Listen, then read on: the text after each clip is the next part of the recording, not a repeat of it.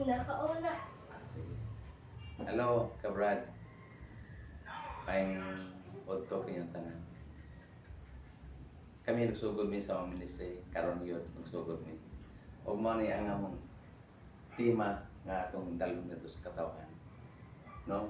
Kini kamatayon nga dugo ni Kristo. No? Ang kasulbaran. Ug mao nang gikinahanglan sa mga tao karon.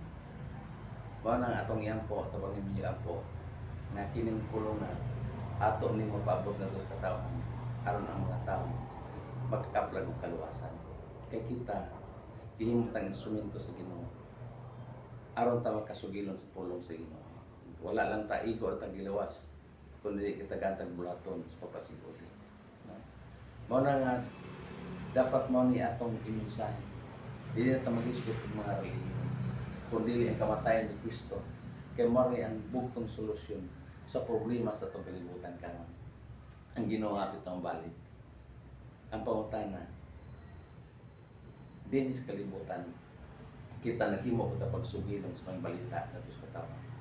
Ang solusyon mo rani ang kamatayon ug ang dugo ni Kristo, ang kasulbaran sa tanan. Hinaot nga mag-usa ang tatan kung gitubusa sa bilin dugo ni Kristo. No? Mag-usa ta sa pagmantala aning gihimo ni Jesus Kristo dito sa Krus Kalbaryo. Ngayang kamatayon, ang iyang lawas, iyang gisakripisyo dito sa Krus Kalbaryo nga dugo niya giulan. Aron ang tanan sa lahat sa mga tao mahatagan o kapasayloan. Dili pinagis binuhatan ang kapasayloan, kundi ang gibuhat ng Jesus Kristo, ang kamatayon ng dugo lamang ang makasulbad sa tanan.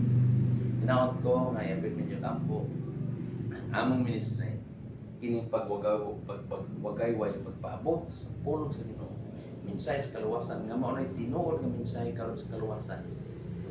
Dapat ato ni panuod kung mag-usap ang tanan aron sa pagbuhat ni aron ang buraton sa Ginoo mulambo kung mulapad pa kay mao ni tinguha sa Ginoo. Daghang salamat na iyapin pagampo sa inyong mga pag-ampo. Daghang salamat.